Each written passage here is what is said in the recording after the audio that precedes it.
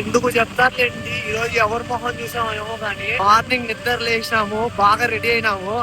ఎందుకో తలకొన పోవాలనిపించింది. తలకొనకైతే వెళ్ళాము అనమాట. నేను మా వాడు 12:30 కంతా తలకొనకి వెళ్ళిపోయినాము. తలకొన దగ్గర నుంచి ఏమైందో ఏమో కానీ బట్టి ఇప్పుడు కంటా ఉంది. సరే సరేలే అనుకున్నాను కూడా సడన్ గా బ్యాటరీ అయితే డౌన్ అయిపోయింది. బ్యాటరీ డౌన్ అయిపోయింది. పోయి బాగా బండి అక్కడే పెట్టేసి పోయి వచ్చేటప్పుడు ఛార్జ్ ఎక్కుతుంది అనుకున్నాము. వచ్చేటప్పుడు బండి స్టార్ట్ కాల. అడవిలో ఉన్నాము.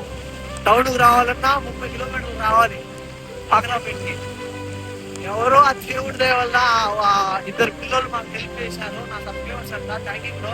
వాళ్ళు అక్కడి నుంచి బైక్ పుష్ చేసుకుంటా బాక్రాపేటకి అయితే వచ్చినాం. కానీ షాపులు లేవు ఆదివారం. ఎందుకంటే ఆ బ్యాటరీ ఏమైనా ప్రాబ్లం ఏమని బ్యాటరీ మార్చి చూస్తే బ్యాటరీ ప్రాబ్లం. ఆ అడవిలోనే వర్షంలో తడుచుకుంటా నేరుగా జస్ట్ తిరుపతికి అయితే రీచ్